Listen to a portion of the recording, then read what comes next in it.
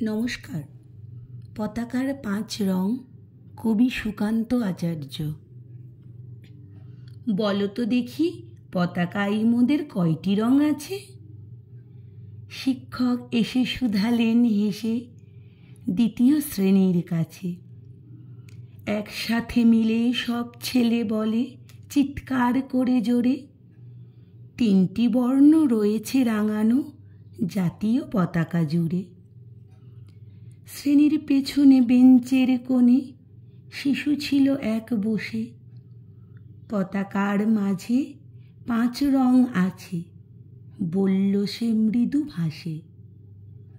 কথা তার শুনে বাকি শিশুগণে হেসে খায় লুটোপুটি।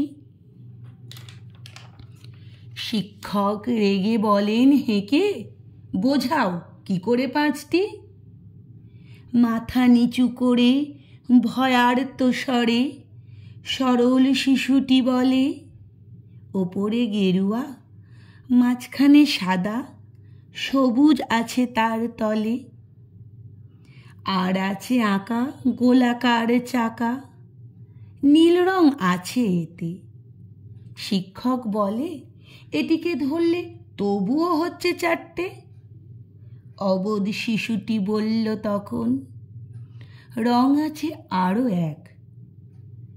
লাল লাল ছোপ দাগ দেখা যায় ওই পতাকার মাঝে।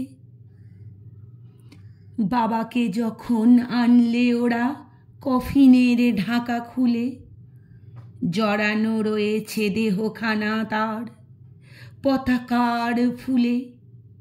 রক্তের দাগ ছিল লাল ছোপ ছোপ ওই পতাকার মাঝে। এই নিয়ে মোট হলো 5টি, এবার তো ঠিক আছে।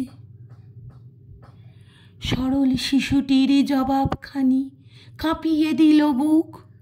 অশ্রু এলো নয়ন ভরে, শুকনো হলো মুখ। আজও যারা দেশের জন্য করছে বলিদান, স্বাধীনতার শহীদ সম তাদের অমর প্রাণ। হয়েছি স্বাধীন, পেরিয়ে গেছে 70টি বছর।